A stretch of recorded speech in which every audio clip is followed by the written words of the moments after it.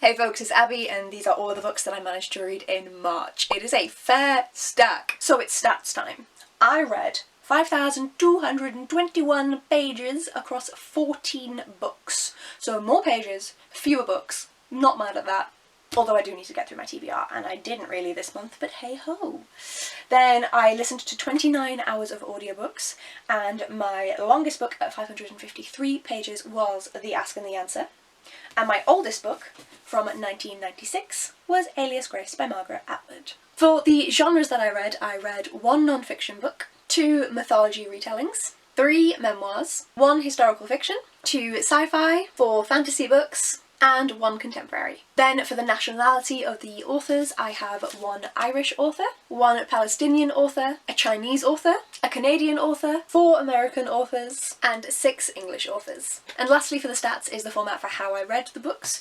So I read 2 books via mixed media. In this case it was a combination of the physical books and the ebooks for both of these. I read 1 book in paperback, 1 book in hardback, 3 books via audiobook, and in a very big change for me this month, 7 books via ebook.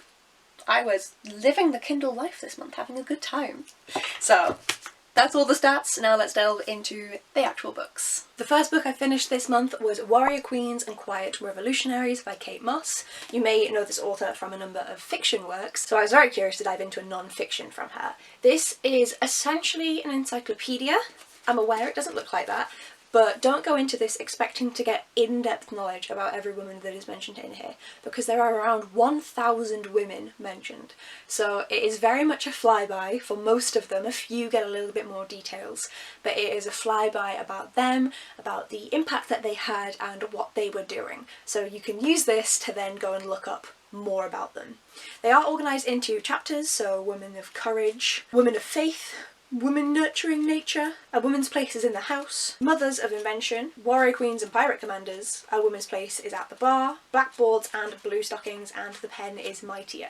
So that'll give you a vague idea of the different sections. Many of these women could go into multiple sections, but that's how they are sectioned off. And also at the start of each chapter is a section about a woman named Lily, who is actually Kate Mosse's great-grandmother and was an author herself and was well published at the time and her novels were enjoyed, but she's just been lost to time because people don't tend to maintain female authors unless they are very prolific, i.e. Jane Austen.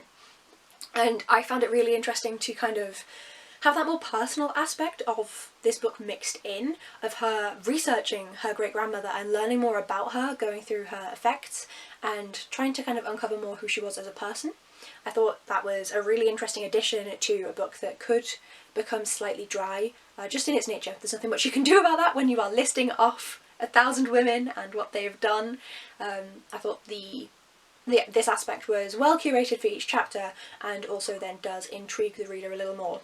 I really enjoyed this. I didn't read it, you know, how you're meant to. The author herself says, you know, dip into this book, don't read it as a whole thing. And I read it as a whole thing, and I will say, I did enjoy that.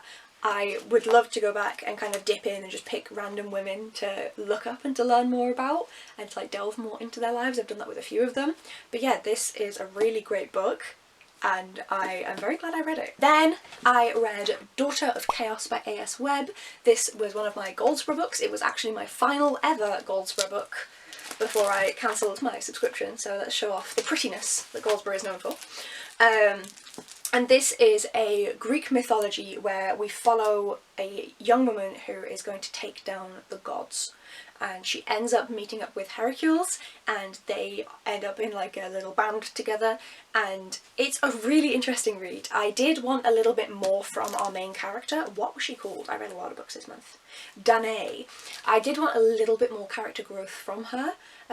She was quite stuck in her ways and she did change over the book, but once she did her first initial change she was quite stuck there, and I would like to see her develop a bit further in the second book in the series. There is definitely space for that, but it was really fast paced. I absolutely blew through the book, like super speedy, and I am very curious about what happens in the second one, so I will be picking it up. Then next I read, we'll go here, Poet Square by, I need to check the author's name, everyone else will know, Courtney Gustafson. She is actually, I found out after I picked it up, I got this from NetGalley, and she is actually a social media influencer. She has an Instagram where she posts about the 30 cats, that's how it started, that lived feral at her property she was renting. And I had no idea about this, I did not know who she was, I went in blind, and regardless I still had a really good time. I am a cat lover and I do think that will help with this book, but alongside the cats there is also discussions on her life and kind of how her life was progressing, where she thought she'd failed, where she thought she was doing well, and I thought that the discussions on life were actually really well written. I would have been like, oh, that makes sense, to find out that she had a ghostwriter, but from other reviews I've read, it matches up with her like Instagram captions and stuff like that. She's actually a really good writer, really insightful, and I really enjoyed that. And it also then made the sections on the cats even more engaging, and I loved learning about how she was saving so many of these cats, the situations that they were in, and how she was trying to help the neighbourhoods and the people around those cats as well. So this was a bit of a pick up on a whim book, but it turned out really well. One that didn't turn out quite so well was Alias Grace by Margaret Atwood. I gave this 3 stars. This was disappointing for me. I will say this is really well written. Atwood has taken a real life case and fictionalised it, and her knowledge of both the case and living situations and clothing standards, etc. at that time period that she can then use to add and flesh out these details in the case. She's done a lot of research. She knows this inside out. She has her references and stuff at the back of the book, and she has done that very well. Additionally, from what other people have said who've went and looked into it, her telling of the actual case and the facts that we do have is accurate and matches up with everything else. However, I did not really feel any sort of emotional connection to Grace. She is supposed to be someone who has committed a murder. We are supposed to either be horrified by her and think she's done such an awful thing and she's so blasé about it, or we are supposed to think that she has been framed and that she is not guilty. Or we're supposed to be confused and we're supposed to have an opinion. I didn't care. I did not care whether Grace was hung or whether she was set free or whether she remained imprisoned for the rest of her life. The book couldn't make me care, and that was a big problem for me. For me personally, I need to care about the characters. I can want them to die, I can hate them, and it'll still be a good book, I just need to care. And I was just very apathetic reading through this whole book, which was very disappointing for me because the only 2 books I've read from Atwood previously are the obvious ones, The Handmaid's Tale and The Testaments. So I was really, really hoping to enjoy this more, and I just didn't. So it is fairly readable, and there are other people who've adored this. There was a comment on my TBR video saying, oh my god, it's one of my favourite ever books, and I'm really sorry, I didn't enjoy it. But it's just how things turn out sometimes. I still, unfortunately, don't have a copy of The Ask and the Answer, so I'm holding up the knife of never letting go, and then I'll put The Ask and the Answer on top of it. But I read The Ask and the Answer, and as expected, it was fantastic. I am absolutely loving this series. I will have linked down below the live stream that we did to discuss this book. I'm very glad I was able to jump in and join in with that one. I wasn't sure if I'd be able to, but I did, and this was just so much. It really emphasised the kind of concentration camp aspect that was utilised in North America with the indigenous peoples, and especially with Japanese internment camps in the States. Being able to have points of view from both Viola and Todd in this book was really impactful and really allowed you to see more of what was going on around New Prenticetown. I can't say too much obviously because this is the 2nd book in the series, but I can say that this book is a fantastic set of discussions on racism, on misogyny, on autonomy. It is good. Then I read a Discworld book. Are we surprised? No, this is Carpe Jugulum by Terry Pratchett, the 22nd book in the Discworld series. Could be wrong. Running with it. This is one that is a witch's book, but there are vampires. Seeing Granny Weatherwax have to deal with vampires was honestly iconic. I loved this so much. It was so fun. Again, Pratchett does amazing discussions on so many important points. Same as Ness, but in adult silly fantasy instead of dystopian. Then I listened to an audiobook of The Eyes and the Impossible by David Eggers. Unfortunately, I didn't love this one. I will say that the audiobook narration itself was done really well. This book is following animals they have voices, but other than that are not personified. And I think that the voices were done really well. Our main character is a young dog, and the energeticness that he brought to that dog when he's running around and being all excited, that really worked really well. And the more lethargy that was for the buffaloes. But unfortunately the story itself, I just wanted to be a little bit more invested. We're following like a cute young dog trying to make things better for the world around him, and I thought I would be more emotionally invested than I was in this cute little dog. So this was just a 3-star for me. There was nothing wrong with it, but I didn't love it. I do think the younger readers, which is what it's aimed for, middle grade, will have a good time with this book. Then an ebook. This one is Core Samples by, I never remember her whole name, her name is long, Anna Farro Henderson. This is a book about a geologist turned policymaker who is also dealing with motherhood at the same time, and I found this really enjoyable. I wrote a really long review for this one. There are sections in here that talk about her time out in the field and doing field work, and as someone who used to do that, the envy it brought back, I never really could do the field work. It was always a struggle for me with my disabilities, and I definitely can't anymore. And it just made me so nostalgic and so jealous, and I really missed it, and it reminded me of my own field work, so that was great. If you want to see what doing field work is really like, she describes it very well, both the joy and the pain. And then she talks about how she then segued from being a lab scientist to then wanting to actually make a difference with the evidence that she had found and being able to kind of put it into policy, and being in the US government, which of course I don't know as much about, not being American. Very grateful for that. And while she's doing all this work trying to implement policy, she is also going through motherhood, going through breastfeeding, and how that's impacting her and her family. It was just a really interesting read, and one that I'm very glad I picked up. Then I finally read The Night Ends with Fire by K.X. Song. This is essentially a Mulan retelling. I loved this. My only issue was that our main character is good at kung fu, is trained in kung fu, and is able to like master her chi, and the way that some of the sentences were written was like, but it was okay because I had my kung fu ability. Other than that, this was great. I really enjoyed the way that the Mulan tale was kind of modernised, because whilst Mulan is fantastic and she's badass, she also does defer to the male people around her, whereas in this one our Mulan character is like, well no, fuck you, I'm in power. I have the strength here, I think we should do this. So this was a lot of fun. I'm definitely wanting to pick up the sequel for this. It helps that this is a beautiful Goldsboro edition with these gorgeous, oh look at the little cuties, I shouldn't call them cuties, and yet here I am. So I would love to have a matching edition for the second book, but I am kind of annoyed with myself that I left this so long, because it was a really quick and easy read as well. I had a great time with it, so I recommend this one. As soon as I was sent over The Eyes of Gaza by Plestia Alaqad, I had to pick it up straight away. This was not languishing on my shelves, and this has, I believe, now published, or it will be doing so very soon, and I found this so impactful and so well written. So Plestia is a young woman. She's either 22 or 23, and she lived through and has been living through the occupation and the genocide being committed in Gaza. If you couldn't tell my political thoughts, this is a diary of her life. We have a short introduction to learn a bit more about her and how her writing the diary came about.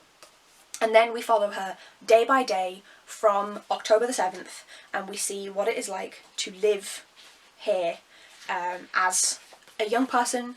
We see her helping children, we see her in the hospitals, we see her being a journalist, and going to so many potentially dangerous places, and wearing that vest and that helmet, which if anything makes more of a target in Gaza. And then once we hit, I believe it's November 2023, then we see Plestia leave Gaza. She is able to go to Australia on a visa because she has a family member out there, and we see the guilt that comes, survivor's guilt, and see how she struggles to kind of adapt to a normal life, because what do you mean I can go and get a smoothie when I know that my best childhood friend is still under bombardment? And it's a really well written read, and also really important, obviously, to kind of see what's actually happening on the ground, especially whilst more and more journalists are being targeted.